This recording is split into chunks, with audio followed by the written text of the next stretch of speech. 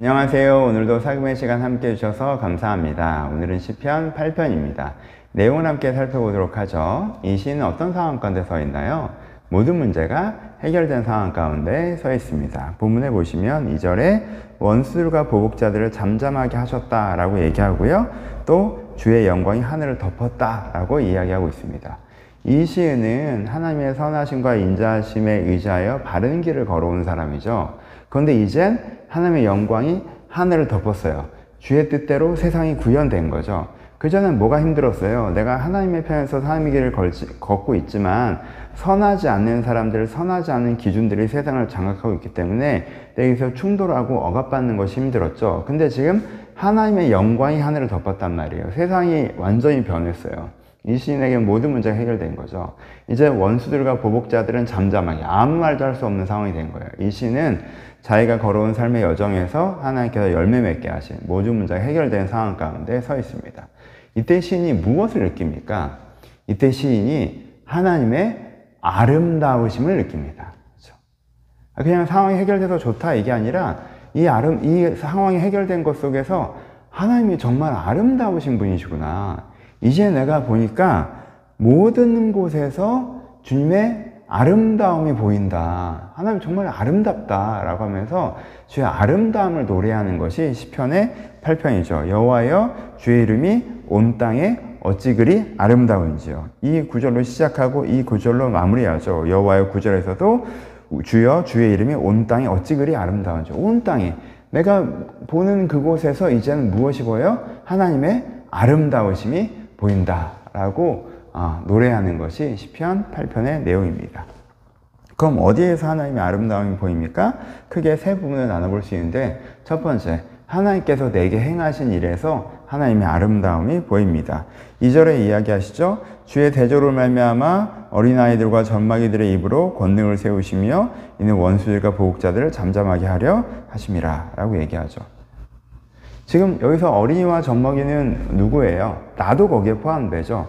정말 부족하고 미약한 어린이와 젖먹이 같은, 하나님이 아니었으면 사자에게 찢어 죽었을 그런 나를 하나님께서 어떻게 하셨어요?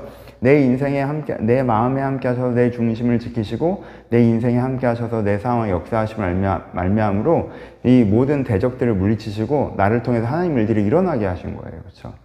이것을 보면서 시인이 뭘 느껴요? 이런 일을 행하신 하나님의 아름다움을 느끼죠. 여러분, 우리가 이 스토리를 옆에서 봐도 감동적이잖아요. 정말 아무것도 아닌 사람이 선한 삶을 살려고 할 때 누군가 그를 마음을 격려하고 그의 삶을 지켜서 그 일이 이루어지게 한다면 우리가 이 스토리를 보고 그 일이 이루어지는 순간을 보면서 감동을 느낄 거 아니에요. 그렇죠? 그런 감동, 그 아름다움을 지금 시인이 느끼는 거예요. 하나님께서 내 인생에 그렇게 일하신. 근데 내 인생에만 그렇게 일하신 게 아니죠. 여기서 객관적인 표현을 쓰는 것은 나한테만 그러신 것이 아니라 하나님은 모든 하나님의 사람들에게 그렇게 하고 계시고 그렇게 주의 일들을 이루시더라는 거예요. 나만 아니라 내 주변의 신앙인들에게 또 이 시대뿐 아니라 이 전 시대에도 그러셨고 또 이 이후 시대에도 그러실 것이라는 거죠. 와, 하나님께서는 정말 이렇게 하나님의 아름다운 일, 이런 아름다운 일들을 행하시는 분이시구나. 아름답다라고 느끼는 거죠. 그렇죠? 내게 행하신 큰일, 우리에게 행하신 큰일을 통해서 아름다움을 느끼는 것입니다. 두 번째, 어디서 아름다움을 느낍니까? 그렇게 이루신 하나님의 세상을 보면서 아름답다고 느끼죠. 첫 번째는 그 과정을 통해서 그렇게 승리하게 하신 하나님을 통해서 하나님의 아름다움을 느끼는 거고, 두 번째는 그렇게 말하면 이루어진 세상이 있잖아요. 그 세상을 보면서 아름다움을 느끼는 겁니다. 주의 손가락으로 만드신 주의 하늘과 주께서 베풀어 주신 달과 별을 내가 보으니 라고 얘기하죠. 밑에는 주의 손으로 만드신 것을 다스리게 하시고 만물을 그 발 아래 두셨으니 곧 모든 소와 양과 짐승이며 공중의 새와 바다의 물고기야 바닷길을 다니는 것입니다 라고 얘기하죠. 하나님께서 만들어내신 이게 지금 새로운 하늘이 열린 거잖아요. 이전에 악한 사람들이 만들던 악한 세상은 끝나고 이 새로운 세상이 열렸단 말이에요. 하나님이 함께 하신 세상이 열렸어요. 그때 이 세상이 너무 아름다운 거죠. 와, 하나님께서는 이렇게 하고 싶으셨구나. 이게 정말 하나님께서 원하시는 것이었구나. 이 세상이 근데 너무 아름답고 너무 좋다. 이렇게 아름다운 세상을 만들어서 우리에게 주시는 그 하나님이 너무 아름답다 라고 이 시인이 느끼는 것이죠.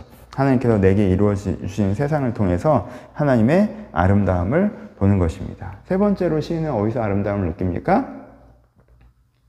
하나님의 나를 향한 사랑에서 아름다움을 느끼죠.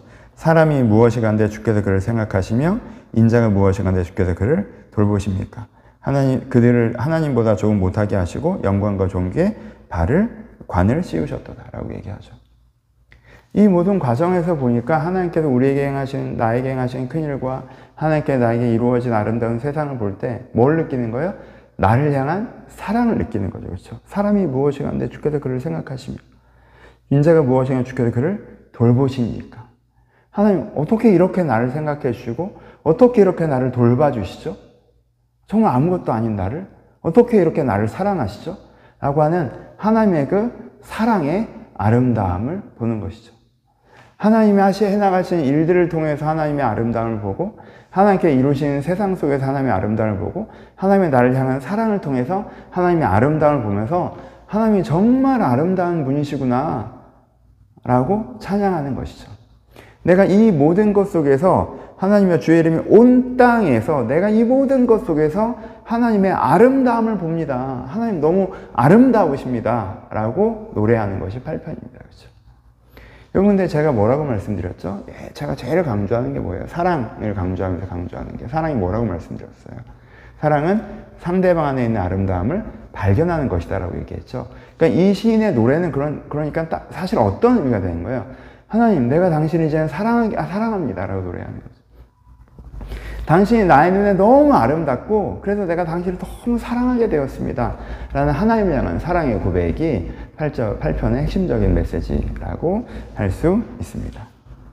여러분, 이게 다윗의 시잖아요. 그러니까 다윗에게 조금 더 마음을 연결해 봅시다. 다윗의 개인사를 생각하면서. 그러면 다윗이 정말 그 광야를 지나왔잖아요. 그때가 어떤 면에서 하나님의 선하심과 인자하심을 붙잡은 시기겠죠. 하나님, 언제까지 내가 이래야 합니까? 하나님, 제 마음을 지켜주세요. 천만이 나를 둘러치더라도 하면서 그런 시점들을 지나왔잖아요. 근데 그런 시점을 지나서 다윗이 만난 푸른 초장들이 있었죠. 다윗이 왕이 됐을 때 그랬고, 압살롬에 쫓겨서 돌아올 때 성전을 세울 때 그랬고, 그렇죠. 다윗에게 푸른 초장이 있었단 말이에요. 그 푸른 초장에 딱 도달해 보니까, 와, 어떻게 진짜 목동이던 나를 이렇게 왕으로 세우셨지? 하나님이 정말 위대한 일을 하셨구나. 내가 왕이 되어보니 나를 통해서 이스라엘이 완전 아름다운 나라가 되네. 사사기 시대에 사울 시대에 여러 나라에 치이고 침략당하고 그리고 하나님을 잘 믿지 않고 우상 숭배하던 나라였는데 지금 나를 통해서 하나님께서 이 나라를 승리하게 하는 나라, 하나님을 사랑하는 나라로 만들어 가시네. 하나님께 이렇게 하려고 하시는 거구나. 근데 어떻게 죄 많은 나를 지키셨지? 내가 처음에도 부족한 부분이 많았고 또 중간에 큰 잘못과 실수를 했는데도 나를 사랑해서 또 이 성전을 세우게 하시고 이런 은혜로운 일들을 이루어나게 하시네. 하나님 정말 나를 사랑하시는구나. 나를 향한 그 사랑이 너무 아름답고 하나님께서 만드신 이 이스라엘의 새하늘과 새 땅 정말 하나님께서 여기서 새롭게 만드신 세상이 너무 아름답고 정말 하나님께서 내 인생에 하신 일들이 너무 아름답다. 하나님, 제가 정말 이제 하나님께서 얼마나 아름다우신지 내 마음으로 느낍니다. 그래서 내가 당신을 사랑합니다. 이 다윗의 심정이 8편에 저는 착 녹아있다라고 느껴요. 그래서 이것을 우리가 아는 것, 우리가 이것을 아는 것 정말 중요하다라고 생각합니다. 마무리하죠. 적용. 여러분, 신앙에서요, 내가 하나님의 선하심을 믿고 따라가는 것도 너무너무 중요한 거고 성숙한 거고요. 그리고 내가 하나님이 나를 사랑하심을 믿고 하나님을 의지하며 나아가는 것도 너무나도 성숙하고 좋은 것이죠. 근데 신앙은 어떤 면에서는 그 지점들을 지나서 내가 하나님의 아름다움을 보고 하나님을 사랑하게 됐을 때 본격적으로 시작하는 것이라고 생각합니다. 그렇죠? 하나님이 선하시구나. 내가 주님의 뜻대로 살아야겠다. 하나님 나를 사랑하시니까 용서해 주세요. 도와주세요. 이것도 너무너무 좋은 것이지만 그 과정을 지나서 그 깊이를 보는 것이죠. 그러니까 그 선하심과 인자하심을 넘어서 하나님의 아름다움을 보는 것. 그래서 내가 하나님을 사랑하게 되는 것. 이 지점부터가 하나님 자체가 나에게 선물이 되는 어떤 면에서는 삶과 다른 것으로 연동되지 않아도 주와 함께 있는 것으로 말미암아 기뻐하는, 그래서 내가 기쁘게 내가 주님께 나의 것을 드릴 수 있는 지점이 시작된다고 생각해요. 그래서 8편의 정서를 내가 깊이 느끼고 나의 고백으로 고백할 수 있는 지점에 이르는 것을 여러분들이 소망하셨으면 좋겠고, 여러분들이 이미 그 지점들을 경험하셨다면 그것을 기억하셨으면 좋겠어요. 내가 하나님의 아름다움을 느껴서 내가 하나님 자체를 사랑하게 되는 그 중심을 잘 기억하셨으면 좋겠습니다. 뭐 똑같은 얘기지만 반복하면, 여러분, 그러니까 깊이 보는 것이 중요해요. 선물을 받았을 때 선물만 보는, 와, 나이 이 비싼 걸 사줬어, 이 좋은 걸 사줬어, 나한테 이게 생겼네, 너무 좋다 라고 보는 것은 선물을 얕게 보는 것이고, 그걸 준비한 그 마음까지 볼 때 깊게 보는 것이고, 어떤 면에서는 그 물건보다 그 마음의 무게를 느끼면서 기뻐할 때 내가 진정으로 이 선물을 받은 것이죠. 그렇죠? 그 마음을 보고 기뻐하지 못한다면 나한테 이 선물이라고 하는 건 그냥 행운껏 추첨해서 물건이 생긴 거나 크게 다를 바 없는 거죠. 깊이의 문제에서는. 그렇죠? 이 물건이 생긴 기쁨은 알겠지만, 그런 것처럼 우리가 삶을 살아가면서 뭔가 내가 하다가 하나님의 도우심을 받았어. 또 하나님과 함께 하나님의 도우심으로 내 인생의 푸른 초장에 도착했어. 와, 이제는 내 인생의 푸른 초장이 열렸구나, 이제 잘 먹고 잘 사니까 좋다 라고 하는 것도 좋은 것이지만, 내가 내 인생의 푸른 초장이 열릴 때 여기까지 나를 인도해 주는 그 하나님의 아름다우심과, 여기서 나에게 이 푸른 초장을 그냥 상황적으로 표현하는 게 아니라 더 의미 있고 아름답게 만들어 가시는 하나님께 펼쳐지는 세상과, 그 과정에서 나를 향한 사랑까지를 내가 깊이 느껴서, 하나님은 정말 아름다우시구나, 내가 주님을 사랑합니다, 여기까지 가면 진짜 내 시간에 도약점이 생긴다는 거예요. 그러니까 여러분들의 삶을 깊이 보세요. 여러분 삶에 담겨있는 하나님을 보시고 그 하나님의 아름다움을 보시는 것까지 우리 가운데 있었으면 좋겠습니다. 이런 의미로 하나님의 아름다우심을 묵상하시고, 또 그 아름다우심을 알면 또 사랑을 고백할 수 있는 우리가 되었으면 좋겠고, 그것을 묵상해보는 8편이 되었으면 좋겠습니다. 감사합니다.